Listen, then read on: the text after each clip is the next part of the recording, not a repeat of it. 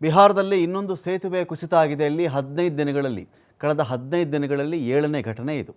ಸರನ್ ಜಿಲ್ಲೆಯ ಧೋದ್ ಸ್ಥಳದ ಬಳಿಯಲ್ಲಿ ಗಂಡಕ್ ನದಿಗೆ ನಿರ್ಮಿಸಲಾದಂಥ ಸೇತುವೆ ಇದು.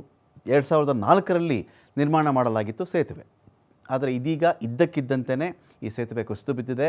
ಸೇತುವೆಯ ಕಂಬ ಇರುತ್ತಲ್ಲ, ಆ ಕಂಬದಲ್ಲಿ ಒಂದು ರಂಧ್ರದ ಮೂಲಕವಾಗಿ ನೀರು ಹೆಚ್ಚಾಗಿ ಪ್ರವಹಿಸಿ ಆ ಇಡೀ ಕಂಬವೇ ಕುಸಿದು ಬಿತ್ತು. ಆ ಕಾರಣಕ್ಕೆ ಸೇತುವೆ ಬಿದ್ದು ಹೋಯಿತು. ಇದೊಂದು ಸಮರ್ಥನೆ ಬರ್ತಾ ಇದೆ. ಇರಲಿ, ಶ್ರಾವಣಿ ಜಾತ್ರೆ ಆಚರಣೆಗೋಸ್ಕರ ತಯಾರಿಯಲ್ಲಿದ್ದರು ಸ್ಥಳೀಯ ಗ್ರಾಮಸ್ಥರೆಲ್ಲರೂ ಕೂಡ.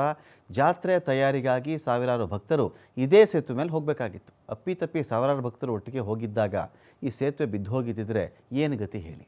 ಎಷ್ಟು ಜನ ಸಾಯ್ತಾ ಇದ್ರೋ ಗೊತ್ತಿಲ್ಲ. ಬೆಳಗಿನ ಜಾವ ಸುಮಾರು ಒಂದು 5-6 ಗಂಟೆ ಸಮಯಕ್ಕೆ ಇನ್ನೂ ಆಗಷ್ಟೇ ಒಂದು ಬೆಳಕು ಹರಿತಾ ಇತ್ತು ಅಂತ ಕಾಣುತ್ತೆ. ಆ ಸುಮಾರಿಗೆ ಸೇತುವೆ ಕುಸಿದಿದೆ. ಒಂದು ದೊಡ್ಡ ಅನಾಹುತವೇ ತಪ್ಪಿದೆ ಅಂತ ಹೇಳಬಹುದು.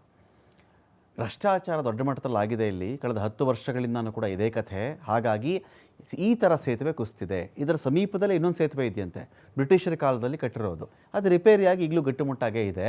ಆದರೆ 10 ವರ್ಷಗಳ ಹಿಂದೆ ಕಟ್ಟಿದಂಥ ಸೇತುವೆ ಯಾಕೆ ಬಿದ್ದು ಹೋಯಿತು ಅಂತ ಪ್ರಶ್ನೆ. 15 ದಿನ ಸುಮಾರು 8 ಸೇತುವೆಗಳ ದುರಂತ ಇಲ್ಲಿ ನಡೆದಿರೋದು.